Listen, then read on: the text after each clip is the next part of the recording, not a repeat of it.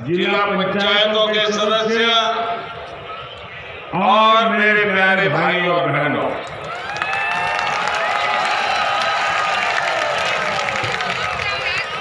क्रांतिकारियों की इस धरती ने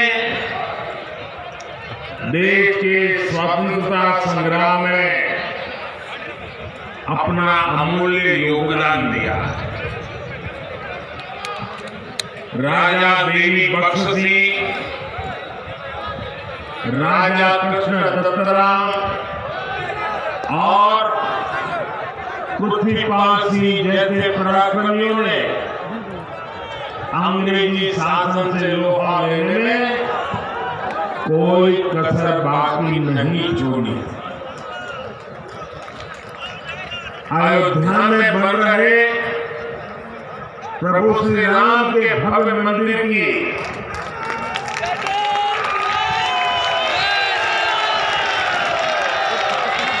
जब बात होगी, बलरामपुर रियासत के महाराजा पाटेश्वरी प्रसाद सिंह के योगदान का उल्लेख जरूर होगा। बलरामपुर के लोग तो इतने पारखी है, इतने पारखी है कि उन्होंने नानाजी देशमुख और अटल बिहारी वाजपेयी के रूप में दो भारत रत्नों को गढ़ा है, उन्हें संवारा है।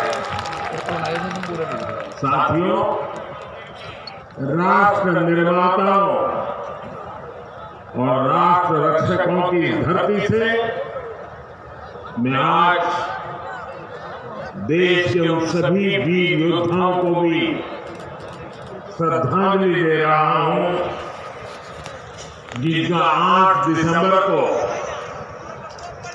हेलीकॉप्टर हादसे में निधन हो गया।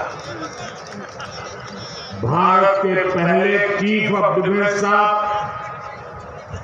जनरल बिपिन रावत जी का जाना हर भारत प्रेमी के लिए, हर राष्ट्र भक्त के लिए बहुत बड़ी क्षति है। जनरल बिपिन रावत जी जितने जांबाज थे, देश की सेनाओं को आत्मनिर्भर बनाने के लिए जितनी मेहनत करते थे, पूरा देश उसका साक्षी रहा है। एक सैनिक सिर्फ उसी समय तक सैनिक नहीं रहता जितने दिन वो सेना में रहता, उसका पूरा जीवन एक योद्धा की तरह होता है। अनुशासन, देश की आन बान शान के लिए वो हर पल समर्पित होता है। गीता में कहा गया है, शस्त्राणि नैनम दहति पावकः, ना शस्त्र उसे छिन्न भिन्न कर सकते हैं, ना अग्नि उसे जला सकती है। जनरल बिपिन रावत आने वाले दिनों में अपने भारत को नए भारत को आगे बढ़ते हुए देखेंगे। देश की सीमाओं की सुरक्षा बढ़ाने का काम, बॉर्डर इंफ्रास्ट्रक्चर को मजबूत करने का काम, देश की सेनाओं को आत्मनिर्भर बनाने का अभियान, तीनों सेनाओं में तालमेल सुदृढ़ करने का अभियान, ऐसे अनेक काम। भारत दुख में है, लेकिन भारत रुकेगा नहीं, भारत थमेगा नहीं। हम भारतीय मिलकर और मेहनत करेंगे देश के भीतर और देश के बाहर बैठी हर चुनौती का मुकाबला करेंगे। भारत को और शक्तिशाली और समृद्ध बनाएंगे। साथियों, यूपी के सपूत देवरिया के रहने वाले ग्रुप कैप्टन वरुण सिंह जी का जीवन बचाने के लिए डॉक्टर जी जान से लगे हुए हैं। मैं मां पाटेश्वरी से उनके जीवन की रक्षा की प्रार्थना करता हूं। देश आज वरुण सिंह जी के परिवार के साथ है। जिन वीरों को हमने खोया है उनके परिवारों के साथ है। भाइयों और बहनों, राष्ट्र प्रथम की भावना को सर्वोपरि रखते हुए देश आज हर वो काम कर रहा है जो 21वीं सदी में हमें नई ऊंचाई पर ले जाए। देश के विकास के लिए ये भी बहुत जरूरी है कि पानी की कमी कभी बाधा न बने। इसलिए देश की नदियों के जल के सदुपयोग हो, किसानों के खेत तक पर्याप्त पानी पहुंचे, ये सरकार की सर्वोच्च प्राथमिकताओं में से एक है। सरयू नहर राष्ट्रीय परियोजना का पूरा होना इस बात का सबूत है कि जब सोच ईमानदार होती है तो काम भी दमदार होता है।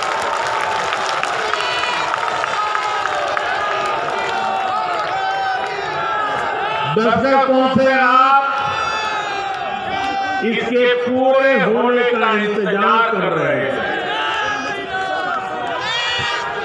घाघरा, सरयू, राप्ती, बाणगंगा और रोहिणी की जलशक्ति अब इस क्षेत्र में समृद्धि का नया दौर लेकर आने वाली। बलरामपुर के साथ साथ बहराइच, गोंडा, श्रावस्ती, सिद्धार्थनगर, बस्ती, गोरखपुर, महाराजगंज और कुशीनगर के सभी साथियों को, लाखों मेरे किसान भाइयों बहनों को आज हृदय से बहुत बहुत बधाई देता।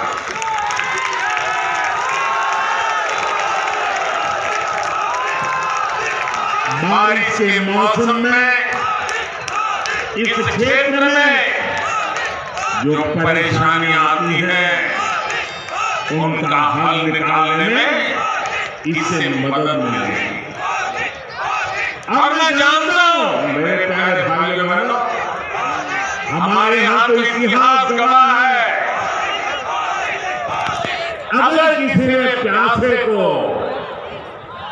एक प्याला भर पानी पिला दिया होता है तो वो इंसान जीवन भर कभी उस ऋण को भूलता नहीं है, जीवन भर उस इंसान को भूलता है। आज लाखों किसानों के प्यासे खेत जब पानी प्राप्त करेंगे, मुझे पक्का भरोसा है आपके आशीर्वाद जीवन भर हमें काम करने की ताकत देंगे। आपके आशीर्वाद हमें नई ऊर्जा देंगे। भाइयों बहनों,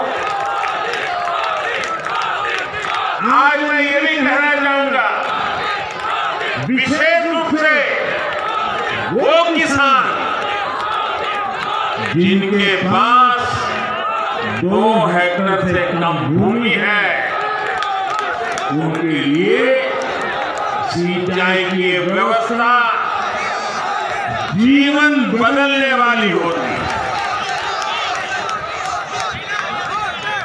जैसे कोई व्यक्ति मृत्यु शैया पर पड़ा हो, उसको ब्लड की जरूरत हो, लहू की जरूरत हो, रक्त की आवश्यकता हो, और जैसे ही डॉक्टर रक्त ला करके उसको चढ़ाए और उसकी जीवन बच जाता है, इस पूरे क्षेत्र के खेतों को ऐसी ही नई जिंदगी मिलने वाली है। साथियों, बलरामपुर की मसूर दाल का पारित फसलों के साथ साथ इन क्षेत्रों के किसान अधिक दाम देने वाली, अधिक आय देने वाली दूसरी फसलों की खेती भी व्यापक रूप से कर पाएंगे। साथियों, सार्वजनिक जीवन में मुझे लंबे समय से काम करने का सौभाग्य मिला है। मैंने पहले की कितनी ही सरकार, जिससे मुझे सबसे ज्यादा पीड़ा हुई है, वो है देश के धन, देश के समय और देश के संसाधनों का दुरुपयोग, उसका अपमान।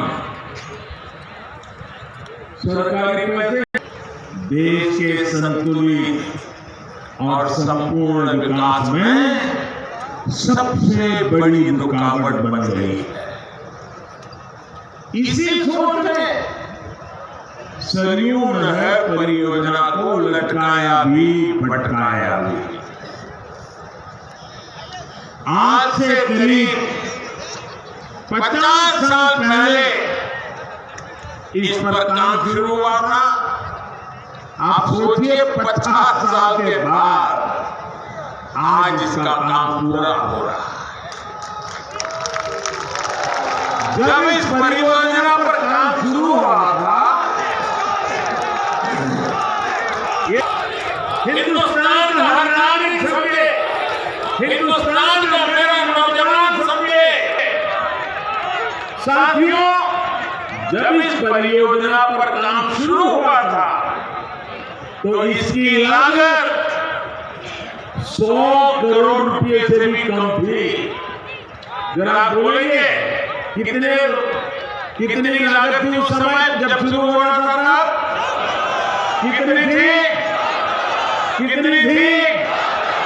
100 करोड़। और आज कहां पहुंचा मालूम है? आज ये लगभग 10,000 करोड़ रुपए खर्च करने के बाद पूरी हुई है। 10,000 करोड़। कितना? पहले होना था 100 करोड़ में, आज हुआ 10,000 करोड़ में। ये पैसा किसका था भाइयों? ये पैसा किसका था? ये धन किसका था? आपका था नहीं था? इसके मालिक आप थे नहीं थे? आपके मेहनत का एक रुपया सही समय पर सही काम के लिए उपयोग होना चाहिए था कि नहीं होना चाहिए था? जिन्होंने नहीं किया वे आपके गुनहगार है कि नहीं है? आपके गुनहगार है कि नहीं है? ऐसे लोगों का सजा देंगे कि नहीं देंगे? पक्का देंगे। मेरे प्यारे भाई और बहनों, पहले की सरकारों की लापरवाही की 100 गुना ज्यादा कीमत इस देश को चुकानी पड़ी। हमारे क्षेत्र के लाखों किसानों को भी अगर सिंचाई का यही पानी अगर 20 साल 30 साल पहले मिला होता, आप कल्पना कर सकते थे? अगर मेरे किसान के पास पानी होता, पिछले 25-30 साल में पानी के पास पहुंचा होता, तो वो सोना पैदा करता कि नहीं करता, देश का खजाना भर देता कि नहीं भर देता, अपने बच्चों की शिक्षा दीक्षा अच्छी कर पाता कि नहीं कर पाता। भाइयों बहनों, दशकों से देरी की वजह से मेरे यहाँ के किसान भाइयों बहनों का भी अरबों खरबों रुपयों का नुकसान हुआ है। वैसे साथियों, जब मैं दिल्ली से चला तो सुबह से मैं इंतजार कर रहा था कि कब कोई आएगा कहेगा कि मोदी जी इस योजना का पिता तो हमने काटा, ये योजना तो हमने शुरू की।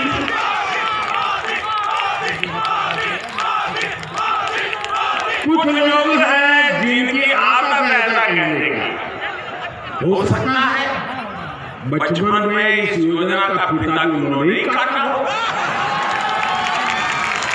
साथियों, कुछ लोगों की प्राथमिकता फीता काटना है, हम लोगों की प्राथमिकता योजनाओं को समय पर पूरा करना है।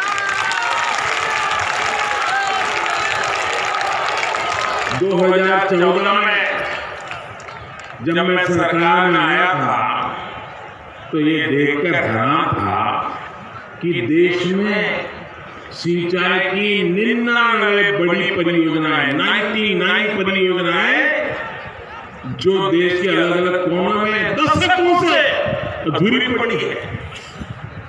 हमने देखा कि सरयू नहर परियोजना में कितनी ही जगहों पर नहरें आपस में जुड़ी ही नहीं, पानी आखिरी छोर तक पहुंचाने की व्यवस्था ही नहीं।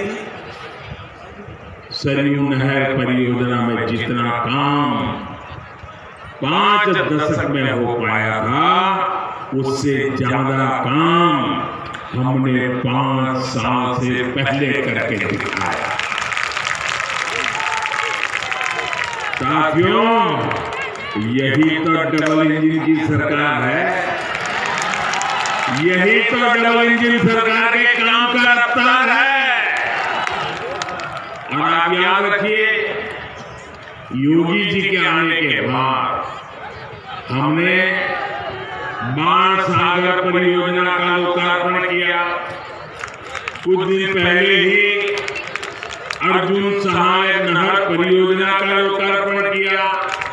इसी हफ्ते गोरखपुर में जो फर्टिलाइजर कारखाने और एम्स का लोकार्पण किया गया, उनका भी वर्षों से इंतजार हो रहा था। कुशीनगर इंटरनेशनल एयरपोर्ट की भी फाइलें वर्षों से चल रही थी, लेकिन इस एयरपोर्ट को भी शुरू करवाने का काम डबल इंजन की सरकार ने ही किया। साथियों, हमारी सरकार किस तरह वर्षों पुराने सपनों को साकार कर रही है, इसका एक और उदाहरण केन बेतवा लिंक परियोजना भी है। सालों से इस परियोजना की मांग हो रही थी। अभी 2-3 दिन पहले ही कैबिनेट ने इस परियोजना को स्वीकृति दे दी है और इस पर 45,000 करोड़ रुपए खर्च किए जाएंगे। ये उत्तर प्रदेश को इतनी बड़ी सौगात मिल रही है, 45,000 करोड़ रुपए खर्च किए जाएंगे। ये परियोजना बुंदेलखंड को जल संकट से मुक्ति दिलाने में बड़ी भूमिका निभाएगी। भाइयों और बहनों, आज देश में आजादी के बाद पहली ऐसी सरकार है जो छोटे किसानों की सूद ले रही है। पहली बार 2 हेक्टेयर से कम भूमि वाले छोटे किसानों को सरकारी लाभ से, सरकारी सुविधा से जोड़ा गया। बीज से लेकर बाजार तक, खेत से लेकर खलिहान तक उनकी हर तरह से मदद की जा रही है। इन छोटे किसानों के बैंक खातों में पीएम किसान सम्मान निधि के हजारों करोड़ रुपए सीधे भेजे जा रहे हैं।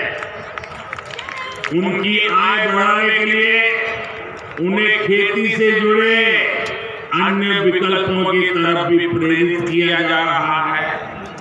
ऐसे विकल्प जिसमें बहुत बड़ी जमीन की उतनी जरूरत नहीं पड़ती, उन्हें इसका मार्ग दिखाया जा रहा है। इसी सोच के साथ पशुपालन हो, मधुमक्खी पालन हो या फिर मछली पालन, इनके लिए राष्ट्रीय स्तर नई योजनाएं शुरू की गई। आज भारत दूध उत्पादन के मामले में दुनिया में अग्रणी है ही। लेकिन आपको जानकर के खुशी होगी, आज हम शहद, हनीम, मधु, आज हम शहद निर्यातक के रूप में भी विश्व में अपना स्थान बना रहे हैं। हमारी सरकार के प्रयासों की वजह से बीते 7 वर्षों में से चलाते थे, अब हम झाड़ी का तेल भी लेकर के आ रहे हैं। बायोफ्यूल की अनेक फैक्ट्रियां यूपी में बनाई जा रही है।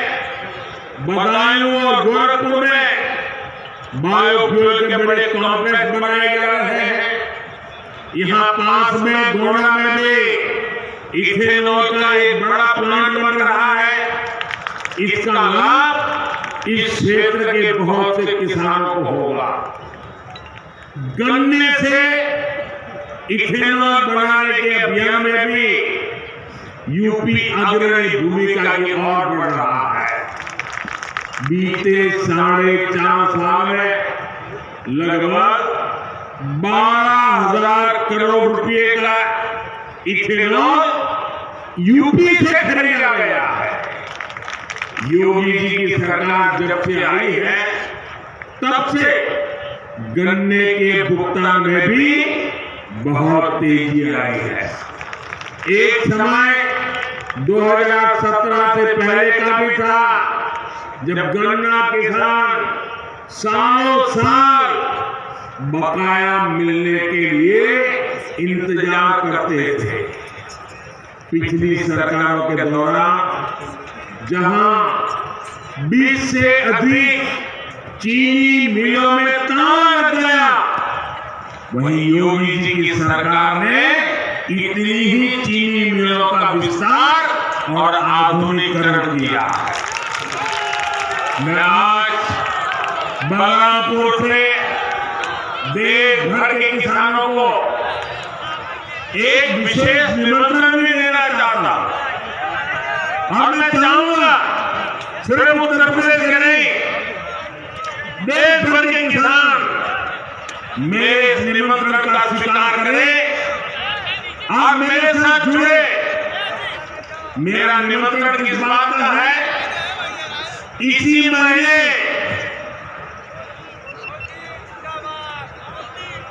5 दिन के बाद 16 तारीख को, 16 दिसंबर को सरकार प्राकृतिक खेती पर, नेचुरल फार्मिंग पर एक बहुत बड़ा आयोजन करने जा रही है। हमारे पद्म पुरस्कार विजेता सुभाष जी करके हैं महाराष्ट्र के, उन्होंने 0 बजट खेती का एक विचार विकसित किया है। ये वो प्राकृतिक खेती वाला विषय है। इससे हमारी धरती माँ भी बचती है, हमारा पानी भी बचता है और फसल भी अच्छी और पहले से ज्यादा होती है। मेरा आप सभी किसान साथियों को, देश भर के किसान साथियों को आग्रह है कि आप 16 दिसंबर को टीवी के माध्यम से या कृषि विज्ञान केंद्र के माध्यम से जरूर इस कार्यक्रम में जुड़िए। आप हमारी बात को समझेंगे, मुझे पक्का विश्वास है आप उसको अपने खेत में लागू करेंगे। यह आपको बहुत लाभकारी होने वाला है। साथियों, आपकी हर जरूरत को ध्यान में रखते हुए आपका जीवन आसान बनाने के लिए हम दिन रात मेहनत कर रहे हैं। इसकी छाप आपको प्रधानमंत्री आवास योजना के तहत बन रहे गरीब के पक्के घर में भी दिखेगी।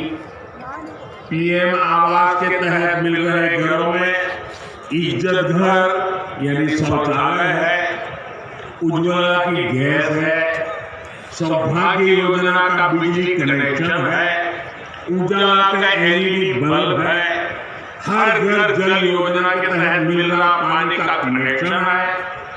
और मुझे तो खुशी तब होती है क्योंकि मैं इस क्षेत्र में कभी दौरा कर चुका हूं, मुझे मालूम है जब यहाँ मेरे थारू जनजाति के भाई बहनों को भी इन योजनाओं का लाभ मिल रहा है तो भी हमें खुशी भी ज्यादा होती है और हमें आशीर्वाद भी ज्यादा मिलता है। साथियों, हमारे यहाँ सदियों से एक तौर तरीका चला आ रहा है कि घर होगा। मेरी माताएं बहनें मेरी बात जरूर समझे और मेरे पुरुष भाई भी अपने घर में बताएं।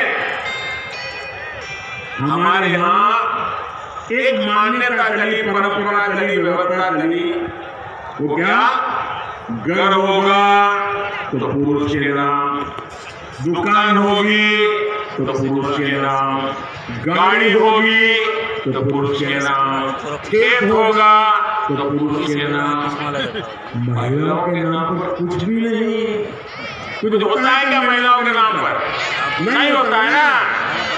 मैं आपकी पीड़ाएं जानता हूँ बराबर माताएं मैंने, और इसलिए हमने क्या किया, मुझे खुशी है, हमने क्या किया, पीएम आवास योजना के तहत जो घर बन रहे हैं ना, ज्यादातर घरों का मालिकाना हक हमने हमारी माताओं, बहनों, बेटियों को दिया। इस वजह से देश में ऐसी बहनों की संख्या में बहुत अधिक वृद्धि है जिनके अपने नाम पर कम से कम एक प्रॉपर्टी तो है। डबल इंजन की सरकार के प्रयासों से यूपी के 30 लाख से अधिक गरीब परिवारों को पक्का घर मिल चुका है। आने वाले दिनों में और भी ज्यादा नए घर बनाने के लिए अभी हमेशा हमारी सरकार ने 2 लाख करोड़ रुपए से अधिक का प्रावधान किया है। यानी जिनको अभी तक पक्के घर नहीं मिले उन्हें आने वाले समय में भी जरूर मिलेंगे। साथियों, जब सरकार संवेदनशील हो, गरीबों की सुनती हो, उनका दुख दर्द समझती हो तो फर्क आता ही है। आता है कि नहीं आता है? फर्क आता है नहीं आता है? फर्क आता है नहीं आता है? अभी देश 100 साल में आई सबसे बड़ी महामारी से लड़ रहा है। कोरोना आने के बाद हर कोई यही सोच रहा है। साथियों, इस कोरोना काल में हमने पूरी ईमानदारी से प्रयास किया है कि कोई गरीब भूखा न सोए। और अभी इसलिए पीएम गरीब कल्याण अन्न योजना के तहत मिल रहे मुफ्त राशन के अभियान को होली से आगे तक बढ़ा दिया गया है। गरीबों को मुफ्त राशन पर सरकार 2,60,000 करोड़ रुपए उससे भी ज्यादा खर्च कर रही है। भाई और बहनों, पहले जो सरकार में थे, आप जानते हैं ना, अच्छी तरह जानते हैं। पहले जो सरकार में थे वो माफिया को संरक्षण देते थे। आज योगी जी की सरकार माफिया की सफाई में जुटी है।